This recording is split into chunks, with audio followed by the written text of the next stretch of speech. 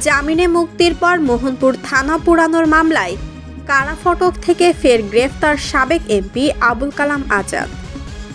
নিজস্ব প্রতিবেদক M M মামুনের পাঠান তথ্য ছবিতে বিস্তারিত।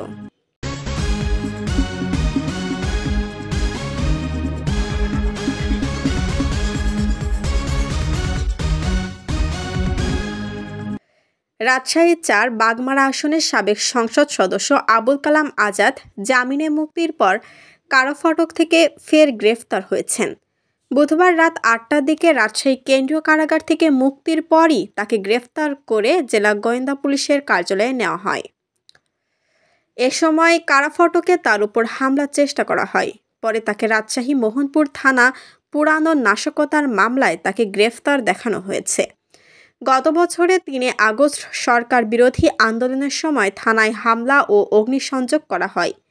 অতিরিক্ত পুলিশ সুপার ও জেলা পুলিশের মুখপাত্র রফিকুল ইসলাম বলেন, কারাগারের সামনে থেকে আবুল কালাম আজাদকে গ্রেফতার করে ডিবি কার্যালয়ে নেওয়া হয়। মোহনপুর থানার একটি নাশকতার মামলায় তাকে গ্রেফতার করা হয়েছে। তিনি বলেন, সাবেক এমপি আবুল কালামের বিরুদ্ধে মোট ৬টি মামলা রয়েছে।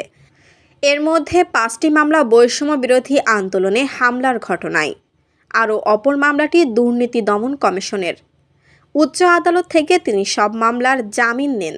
গত ২১শে জানুয়ারি এ মামলাটি হয়। এদিকে সাবেক সংসদ সদস্য আবুল কালাম আজাদ উচ্চ আদালত থেকে জামিন পাওয়ার পর বুধবার রাতে কারাগার থেকে মুক্তি পান। তার জামিন পাওয়ার খবর বিকেলে জানাজানি হয়। এরপর বিকেল থেকে কারাগারের বাইরের সড়কে অবস্থান নেন ছাত্রদল, যুবদল, মহিলা দল ও ছাত্র শিবিরের নেতাকর্মীরা। কারো কারো হাতে লাঠিসোঁটা ও ইটপাটকেল দেখা যায়। বাইরে পুলিশ সদস্যরাও সতর্ক অবস্থায় ছিলেন। বুধবার রাত ৮টার দিকে কারাগারের ভেতরের প্রধান ফটক থেকে বের হন আবুল কালাম আজাদ। পরে ডিবি পুলিশের সঙ্গে হেঁটে কারাগারের বাইরের প্রধান ফটকের কাছে আসেন তিনি। এরপর বাইরে অপেক্ষামান ডিবি পুলিশের একটি গাড়িতে তুলে নেওয়া হয়। গাড়িটি তোলার সময় ছাত্রদল, যুবদল ও মহিলা দলের নেতাকর্মীরা বাধা দেওয়ার চেষ্টা করেন। এ সময় ডিবি পুলিশের এক সদস্য বলতে থাকেন, এটা পুলিশের গাড়ি, পুলিশের গাড়ি। কালাম পুলিশের গাড়িতে উঠে যাওয়ার পর নেতাকর্মীরা গাড়িটি আটকে দেওয়ার চেষ্টা করেন। অনেকে গাড়ির সামনে দাঁড়িয়ে যান। একজন ইটপাটগুলো ছোড়েন। এ সময় গাড়ির বাইরে থাকা পুলিশ সদস্যরা নেতাকর্মীদের সরিয়ে দিলে দ্রুত গাড়িটি ডিবি কার্যালয়ে চলে যায়। উল্লেখ্য, দ্বাদশ জাতীয় সংসদ নির্বাচনে আওয়ামী লীগের প্রার্থী হিসেবে প্রথমবারের মতো সংসদ সদস্য হয়েছিলেন আবুল কালাম আজাদ। ৫ আগস্ট আওয়ামী লীগ সরকারের পতনের পর থেকে তিনি আত্মগোপনে ছিলেন।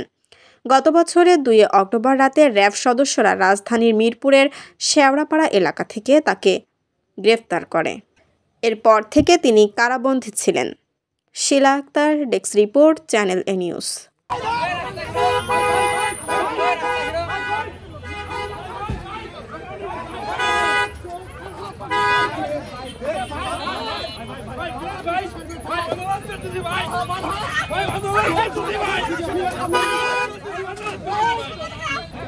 Hey,